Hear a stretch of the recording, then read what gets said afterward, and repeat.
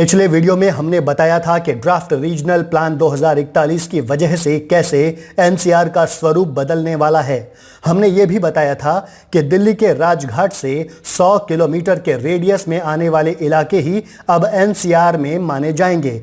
इस वीडियो में आप जानेंगे नए एनसीआर के बारे में कुछ और बातें।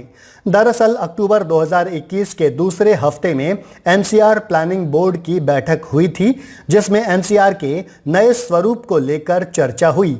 मीटिंग में भाग लेने वाले 4 राज्यों ने बैठक में आए प्रपोजल पर सहमति जताई है। फिलहाल एनसीआर में दिल्ली के अलावा यूपी, हरियाणा और राजस्थान के लगभग 2 दर्जन जिले आते हैं। अगर नए प्लान को लागू किया जाता है तो हरियाणा के कुछ हिस्से एनसीआर से हट जाएंगे। अभी एनसीआर का एरिया लगभग 55,000 स्क्वायर किलोमीटर है।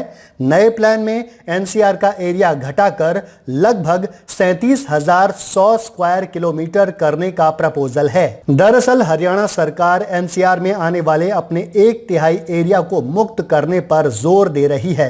अफसरों ने बताया कि राज्य के एरिया को कम करने का प्रस्ताव इसलिए तैयार किया गया क्योंकि भिवानी, चरखी दादरी, महेंद्रगढ़, जींद और करनाल जैसे दूर दराज के जिलों तक फैले इलाकों के एनसीआर में शामिल होने से शहरीकरण को कम करने का मकसद पूरा नहीं हो रहा था। अब नई प्लानिंग में हरियाणा के करनाल, जींद, कैथल और भिवानी के कुछ इलाके एनसीआर से बाहर हो जाएंगे। हरियाणा को सबसे ज्यादा दिक्कत इसलिए थी क्योंकि इस राज्य के 13 जिले एनसीआर का हिस्सा हैं। प्रदूषण की समस्या के चलते यहां भी एनसीआर के नियम लागू होते हैं।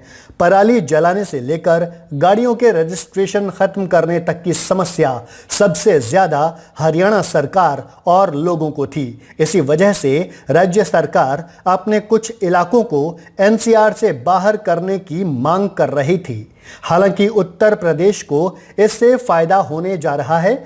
यूपी सरकार की मांग है कि मुजफ्फरनगर की जानसठ और बुलंदशहर की शिकारपुर तहसील भी एनसीआर में शामिल की जाए।